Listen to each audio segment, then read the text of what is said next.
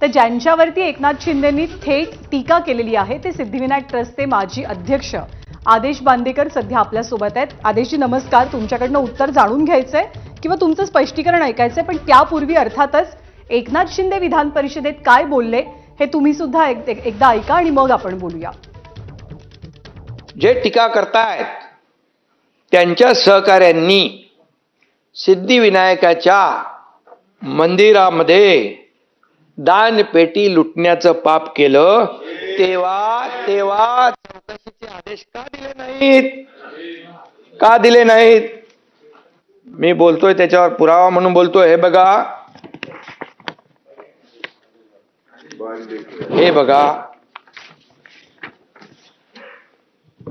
सिद्धिविनायक मंदिरात अनागोंदी कारभार आणि याच्यामध्ये म्हटलंय सिद्धिविनायकाला धोके आणि तिकडे खोके, ते मी नाव घेत नाही। हे बघा, ही बातमी आहे, हे मी बोलत नाहीये। मनसेचे किल्लेदार यांनी प्रेस कॉन्फरन्स घेऊन हे त्यावेळेस हे केलेलं आहे। आदेशजी, आपण ऐकलत की एकनाथ शिंदेंनी विधिमंडळामध्ये एका पुराव्यासहित नेमके काय आरोप केले, आपलं काय म्हणणं आहे, कोणत्या या घोटाळ्याचा संदर्भ एकनाथ शिंदे देतात? मला तर असं वाटतंय, एकतर मी वारीमध्ये आहे त्याच्यामुळे मी व्यवस्थित काही बघितलेलं नाही, पण तरी सुद्धा माझं एवढंच म्हणणं आहे की साधारणतः माझा कार्यकाळ संपून 3 वर्ष होऊन गेलेली आहे। आता 3 वर्षात जर या जे कोणी तिथे पदाधिकारी आहेत त्यांच्याचकडे सगळा कारभार होता आणि साधारणतः 3.5 ते 4 वर्षापूर्वी विधी आणि न्याय विभागाकडे याबाबतचं असं 4 वर्षापूर्वी एक अधिवेशनात हाच विषय आला होता। जर त्याच्यावरती काही चुकीचं झालेलं असेल, कारण कसं असतं, सिद्धिविनायक मंदिराची जी यंत्रणा आहे त्या मंदिराच्या यंत्रणेमध्ये जे म्हणून कार्यकारी अधिकारी असतात ते मंत्रालयाने डेप्यूट केलेले असतात। जेवढे कार्यकारी अधिकारी आहेत ते सगळे कार्यकारी अधिकारी, त्याचबरोबर फायनान्स ऑफिसर हाही मंत्रालयाने डेप्यूट केलेला असतो। त्याच्यामुळे शासकीय कारभारात किंवा या बाबतीत जर कुठलाही गैरव्यवहार आढळला असेल तर तसा तो त्यांनी जाहीर केला पाहिजे। कुठल्या तरी बातम्यांवरती कुठली तरी गोष्ट उगाच आपटून त्याला काही अर्थ नाही। आणि जर खरंच काही त्याच्यात आढळलं असेल तर 3.5 वर्ष झालेली आहेत। माझं तर असं म्हणणं आहे की 3.5 वर्ष कोण अध्यक्ष आहेत हे सगळ्यांना माहिती आहे। मग त्यांनी त्या कागदात काही फेरफार केले असतील तर नवा संशय आणि त्याची चौकशी होणं आवश्यक आहे। आणि जर त्याच्यात कोणीही दोषी आढळलं, अगदी मी जरी आढळलो तरी मला पाहिजे तर त्याच मंदिराच्या समोर फासावर द्या, पण उगाच खोटे नाटे आरोप करू नका।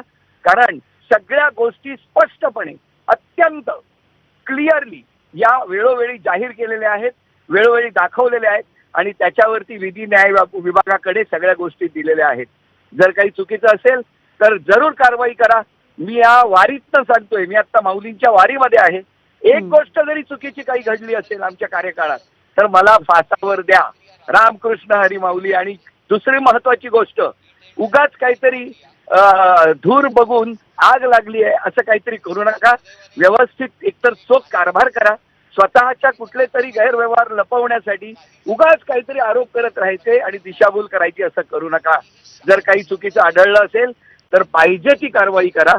मी आणि माझं विश्वस्त मंडळ, कारण पहिले 3 वर्ष माझा 6 वर्षाचा कार्यकाळ होता, त्यातली पहिली 3 वर्ष भारतीय जनता पक्षाचेच सदस्य माझ्याबरोबर कार्यरत होते।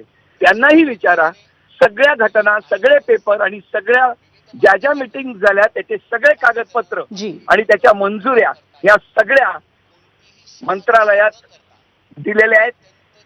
त्याच्यामुळे तुमच्याचकडे आता काय फेरफार जर तुम्ही केले असतील तर मला माहिती नाही, पण इतकं स्पष्ट तिथे कारभार झालेला आहे। एक जरी वाउचर माझं आढळलं स्वतःच तरी सुद्धा माझ्यावर कारवाई करा। रामकृष्ण, मी काही केलेलं नाहीये, गणपती बाप्पा मोरया। आणि सगळ्यात महत्वाचं ज्ञानदा, सगळ्यात महत्वाची गोष्ट याच्या पुढे जाऊन सांगतो, मी शेवटच्या क्षणापर्यंत नाही, आत्ता सुद्धा गणपतीच्या डोळ्यात डोळे घालून बोलू शकतो, इतकं स्पष्ट आणि स्वच्छ काम तिथे केलेलं आहे। उगाच कोणीतरी कुठले तरी खोटे आरोप करू नयेत ही माझी विनंती आहे। आपले मनापासून आभार। आपण आपली बाजू अगदी व्यवस्थितपणे मांडलीत, स्पष्ट केलीत त्याबद्दल। आणि कोणताही गैरव्यवहार आढळला असेल तर तो जाहीर करावा आणि त्याबद्दल बोलावं असं आपण म्हटलेलं आहे. धन्यवाद आपल्या सविस्तर प्रतिक्रियेबद्दल. तर एकनाथ शिंदेनी विधान परिषदेमध्ये जे आरोप केले त्या आरोपांना आदेश बांदेकर यांनी उत्तर दिलं आणि जर काही घोटाळा झाला असेल तर मला फासावर लटकवा असं थेट विधान त्यांनी केलंय. सध्या अंतिम आठवडा प्रस्तावासंदर्भात राज्याचे मुख्यमंत्री बोलतात. आपण थेट जाऊया.